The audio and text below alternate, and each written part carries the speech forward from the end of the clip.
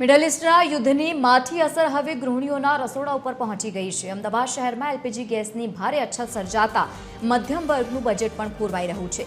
Gas સિલિન્ડરનું booking કરાવ્યા બાદ પણ લાંબા સમય સુધી ડિલિવરી ન મળતા એક જ બોટલ ધરાવતા પરિવારજનો અને સંયુક્ત પરિવારો માટે સ્થિતિ વધુ વિકટ બની રહી છે।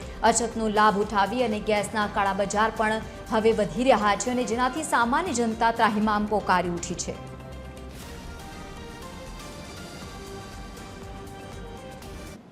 મિડલ ઇસ્ટમાં જે પરિસ્થિતિ છે, જે યુદ્ધની પરિસ્થિતિ છે, તેને લઈને એલપીજી ગેસની ઉપર અસરો પડી છે અને તે જે અસરો છે તે સીધી ગૃહિણીઓના રસોડા ઉપર પડી છે।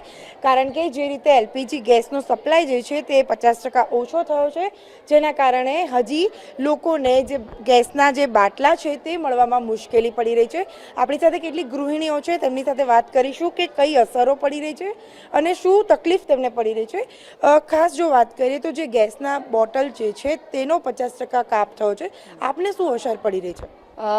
હવે જોવા જઈએ તો આટલો બધો જે ગેસનો ભાવ વધ્યો છે, એક અમે એઝ એ હાઉસવાઈફ અમે એક બજેટ બનાવતા હોઈએ છીએ અને એની અંદર જો આવા જે જીવન જરૂરિયાતની જે ચીજ છે એની અંદર આટલો જે ભાવ વધારો થયો છે એની ટોટલી અમારા બજેટ પર બહુ અસર પડી છે।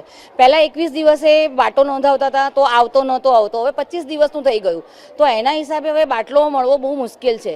જો બ્લેકમાં લેવા જઈએ છીએ તો પૈસા વધારે આપવા પડે છે, એટલે જે જીવન જરૂરિયાતની જે ચીજ વસ્તુ છે કે જેના વિના ચાલે જ નહીં અને એના આ બજેટ ટોટલી અમારા ઘરનું આખું બજેટ ખોરવાઈ ગયું છે।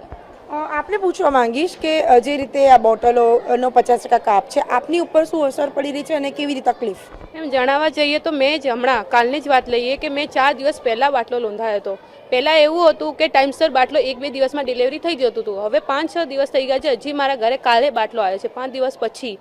એમાં પણ એ લોકોની જે સર્વિસ છે એ પણ ઢંગથી થતી નથી અને જે અમારે નોંધાવવાની જે તકલીફ પહેલાં હતી કે બાટલો એકવાર ફોન કરવાથી તરત નોંધાય, હવે મોબાઈલના સર્વિસો થઈ ગયા છે, બહુ બધી ક્વેશ્ચનો કરે છે લોકો, કેમ જોઈએ છે, આટલો નહીં જોઈએ, 2 બાટલા ના હોવા જોઈએ, એ અમને બહુ જ તકલીફ આપે છે। ક્યારેક એમરજન્સીમાં પણ બાટલો જલ્દી મળતો નથી અમને, તો બહુ જ તકલીફ પડી રહી છે। પહેલાં જલ્દી બાટલાની ડિલિવરી થતી હતી, હવે એ નહીં થઈ રહી છે।